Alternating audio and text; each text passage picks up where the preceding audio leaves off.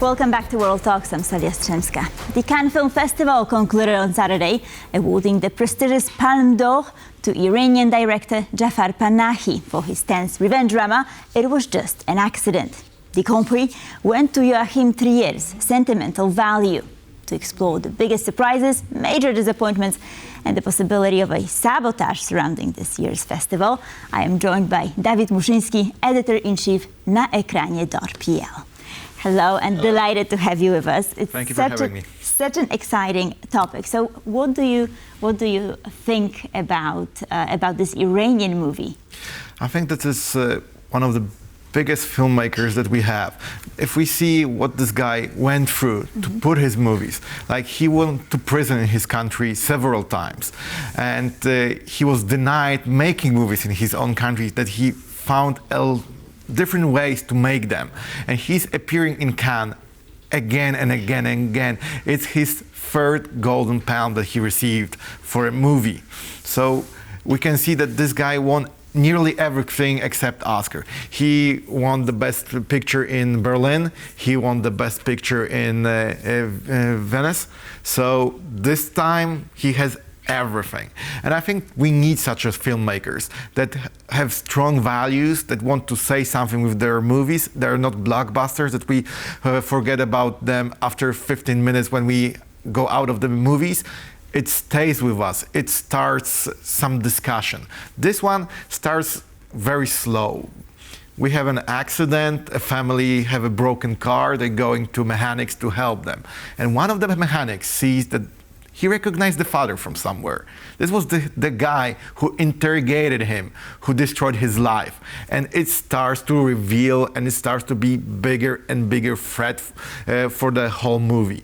So we can see that the small things matters, and they're escalating in the bigger things. And I think this is one of those directors we need to give voice to. We have to back him, because when he comes back home, he will again probably face some disturbances. Right. I mean, we do have this political angle here, right? It's a movie with a mission, one could say, right? I mean, it has a purpose. But do you think it's a sort of wider trend? Yes, I think we all are fed up with blockbusters. We need stories that are grabbing our hearts, that are staying with us. And we can see this change throughout of the years. Last year, we have Anora, we have Emil Perez, the movies that went after the Oscars. And even the viewers said, we agree with the film critics. And it's not so often. Like usually people say, the critics like the movie, but I don't understand it. Right now, the new filmmakers, the younger filmmakers, know the value of such a stories, that we need something that can relate to us on deeper level, not only on entertainment. Mm-hmm. And what about Joachim Sentimental Value, a standing ovation, right? 19 minutes of standing ovations. And also yes. Polish music, right? By Yes. Rani, right? So. I think this is also one of those movies that could win the Grand Prix and nobody will say it didn't deserve it. It was, for me, it was a tie by those two movies. But it was just an accident, need more attention from the global viewership. Because Sentimental Values, because of its very good cast like Bill Skarsgård or Emily Fanning, will fight for Oscars. People will go to cinemas all over the world to see it because they know those actors, and because probably they want to see who won the Grand Prix.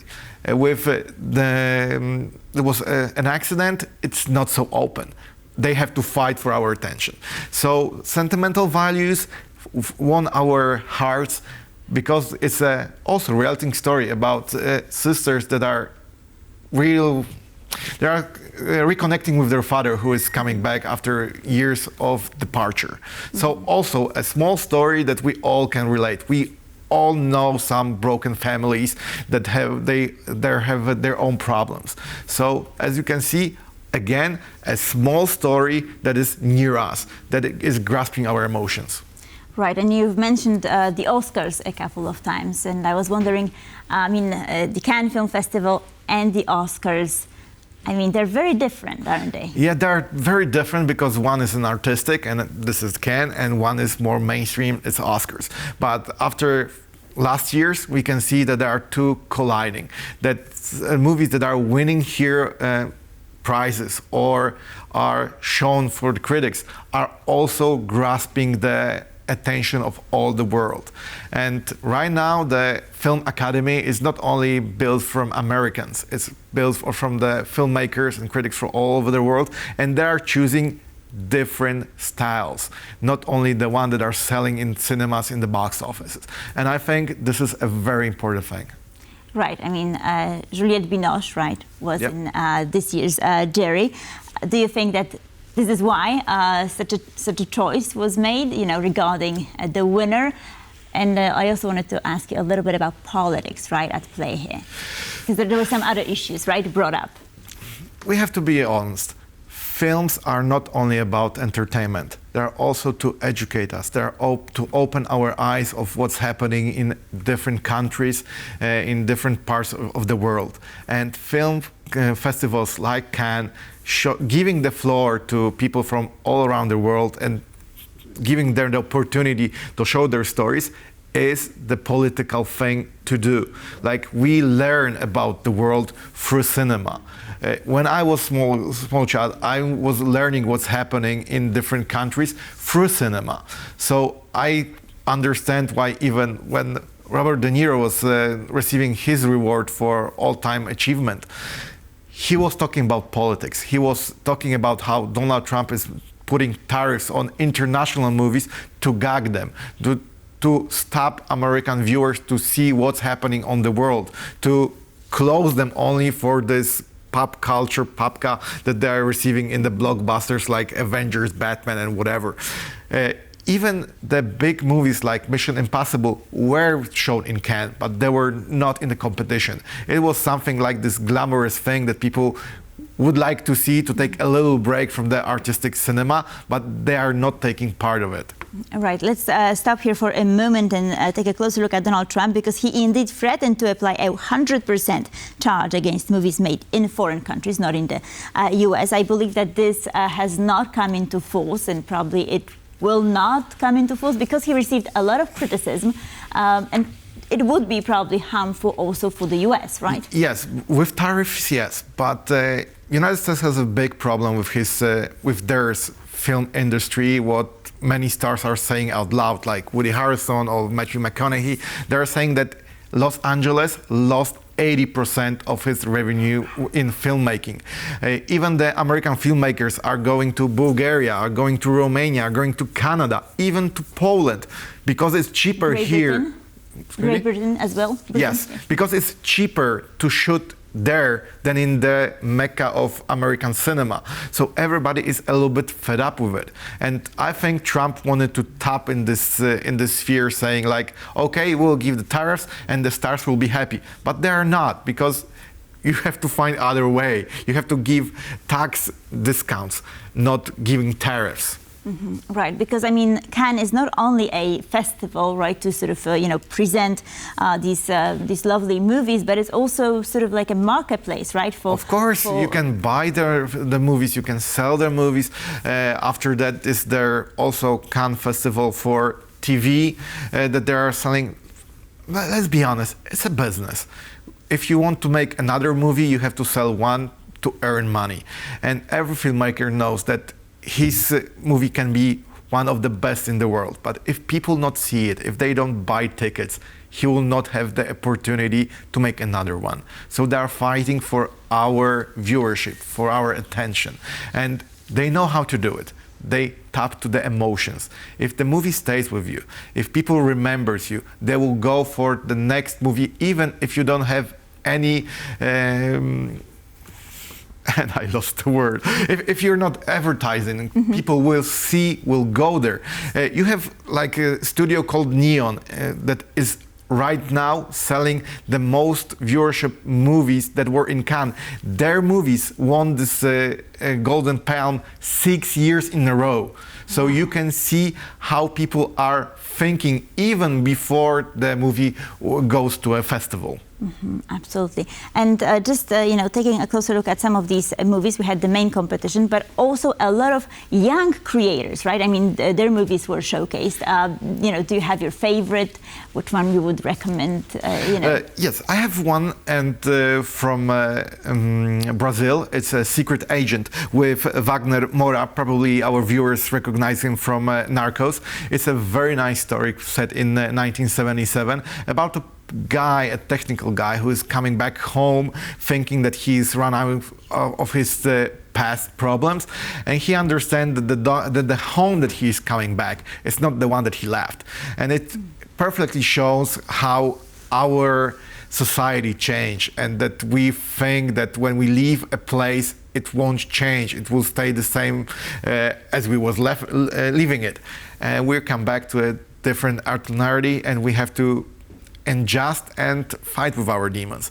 So this one was for me a very nice one. A Little Sister also, where the actress Nadia Talizi won the best actress. It was her debut. She won with Jennifer Lawrence, who everybody saw with a palm in her hands, and the jury said, no, Jennifer Lawrence doesn't need one.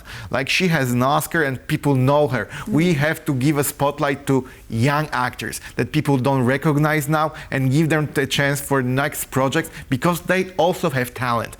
Not only the name matters, but the talent as well. Absolutely, and it's a perfect place, right, to make your debut if you're a filmmaker. Now, I wanted to ask you about, Polish accents, right? Yes. I mean, there was A Pale View of Hills, a Japanese-Polish-British co-production, was sort of showcased, right, in Cannes. What about some other? We have Arkadiusz Jakubik, who went to Cannes, who was standing on the red carpet with the movie Mama. It's an Israeli movie that was shot in Podhale, and it tells a different story, because usually when we are talking about immigrants that are going to another country to earn money, we're thinking about men. This is something different. We have a woman here who is going to Israel to clean houses and leave her husband and the family at home. And the husband has to become the mother, father, grandfather, everything for their children. And we're experiencing what's happening when the woman comes back to home after several years of not being there. How their relationship is changing. Because usually, as I said, we're saying like, the guy went there and he didn't bother to come back to write or to come with a visit. This is something different. And because it's from an Israeli film director, a woman, this perspective changed, and it has its own impact when we're looking at it. So knowing that this movie was shot in Poland, and we have a Polish crew and the Polish actors who went there, who was standing there with all the greatest ones this year, I think it's a big honor. And another question I wanted to ask is, of course, about women, right? With Juliette Binoche heading the jury this year. I mean, there's this prominent sort of accent here, right? I mean, the presence of women, their voices. This business is run now with women. They are making the stories. They are buying books to make films. We have Scarlett Johansson or René Witherspoon. There are those women who are a little bit fed up how Hollywood sees them, and they are not want to wait for another project that they will be offered to them. They are looking for their own project. They are buying books. They are buying rights. They are making the movies, or they are playing in their own movies. I think the day and age when everybody is waiting for somebody to rescue them, to give them the chance, ended. Right now, all the actors know that if they want to have their own chance, they have to grab it. Let me ask you about Scarlett Johansson and also Kristen Stewart making their debut as directors, right? I mean, have you seen these movies? Are they any good? Not yet, but I know that they are good because I read the reviews, and I can see that the years that they spent on set working with the greatest filmmakers of all time profited. They know what stories they want to tell. They don't grab for money to capitalize about their name, saying like, this is the movie of Scarlett Johansson, and people will go for that. They know that they have to fight from the bottoms up to win the competition, to get another chances. Nobody wants to be a film director with a big name only with one project. Right, absolutely. I mean, lots on my to-watch list now. Yeah. Thank you so much, Dawid Muszyński, Editor-in-Chief naEKRANie. Much appreciated. Thank you very much. And thank you for watching World Talks. Please stay tuned for more here on TVP World.